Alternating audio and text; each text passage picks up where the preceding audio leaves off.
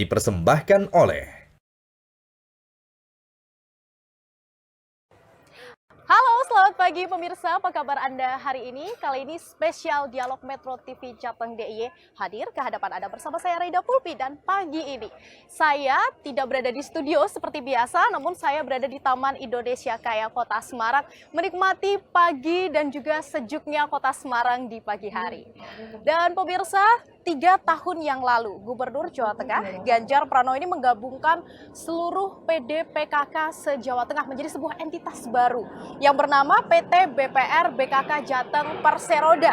Dan meskipun dibentuk di tengah kondisi keuangan yang belum stabil, namun menginjak usianya yang ketiga tahun ini, per Mei tahun 2022, asetnya ini mencapai 2 triliun lebih.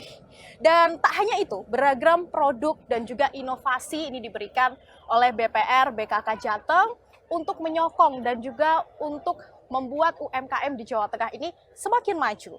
Nah, selama 30 menit ke depan, kami akan berbincang dan juga berdiskusi pastinya dengan narasumber-narasumber pagi hari ini yang hebat.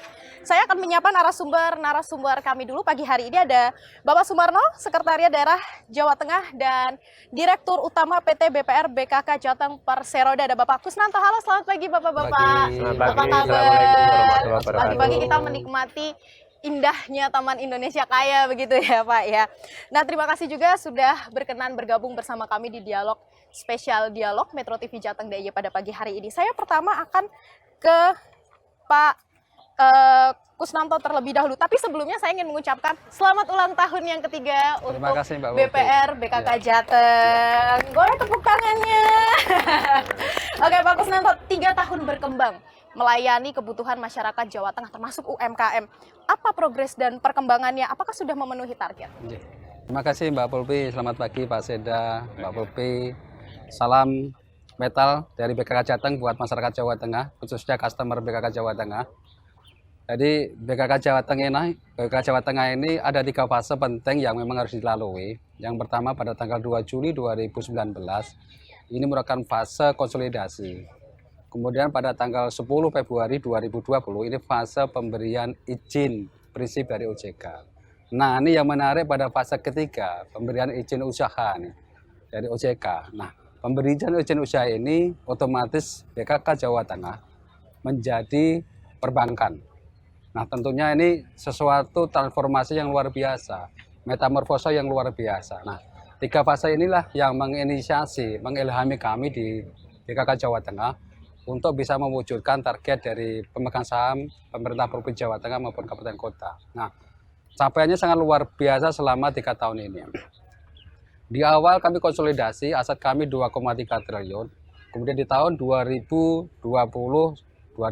sudah angka 2,5 triliun.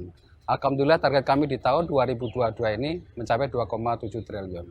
Nah, tumbuhnya aset ini dibarengi tumbuhnya funding atau dana pihak ketiga dari masyarakat. Di tahun 2020 kita di angka 2,0 triliun, kemudian di 2021 2,1 triliun, dan di 2022 ini target kami di angka 2,3 triliun. Nah, fungsi intermediari kami lakukan sehingga di outstanding kredit ini selalu growth dari tahun ke tahun.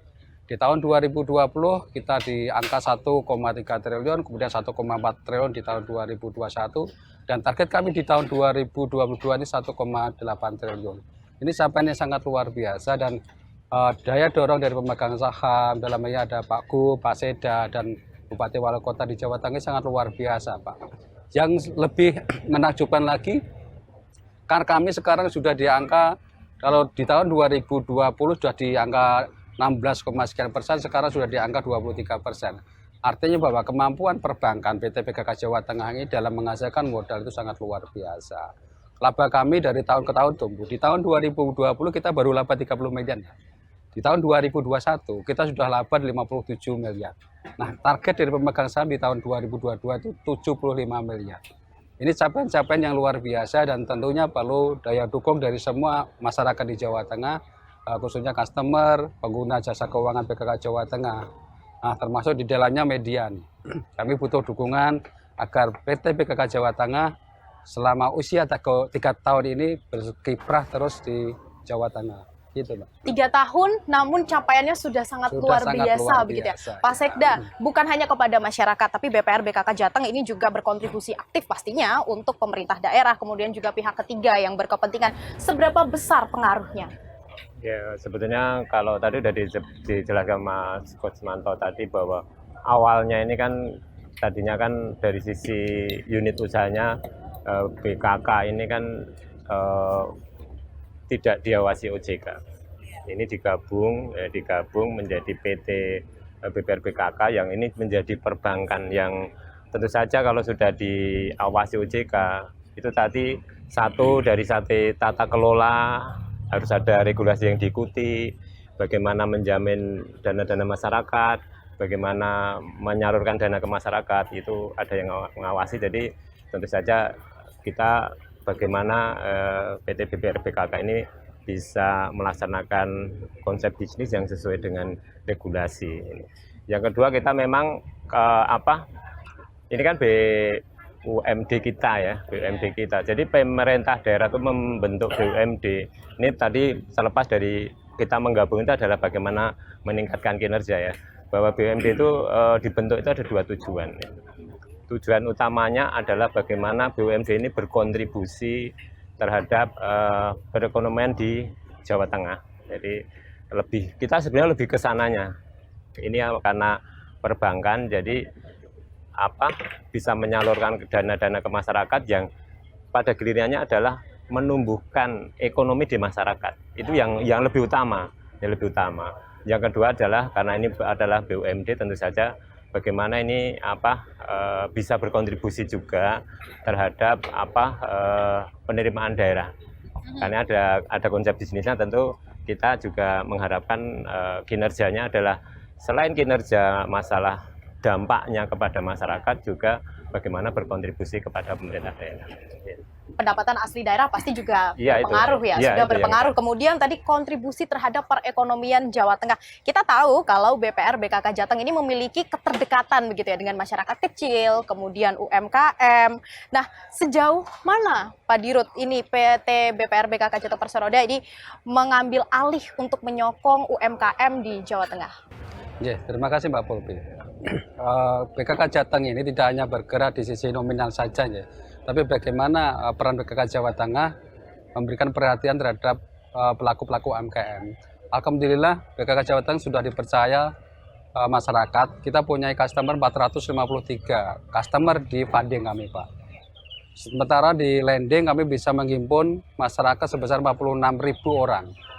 Nah, kita bisa membayangkan ketika 453.000 funding, kemudian kita punya 46.000 di lending, nasabah di lending, ini tentunya PT BKK Jawa Tengah sesuai kitohnya itu memang di masyarakat menengah ke bawah ya. Jadi UMKM, dari dulu gitu, itu dari retail, gitu. segmennya BKK, BPR BKK itu adalah menengah ke bawah. Oke, menengah ke bawah memang termasuk... itu dari segmennya. Ya tentu saja yang masalah UMKM kan di posisi-posisi itu. Jadi ini sebenarnya kan ini kita harapannya tadi yang sudah kemarin dikelola di BKK ini dengan menjadi PT BPR BKK ini akan dikembangkan lagi.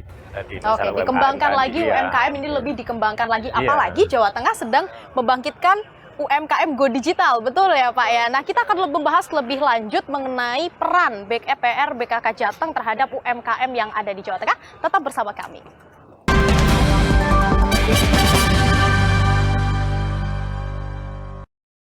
Dipersembahkan oleh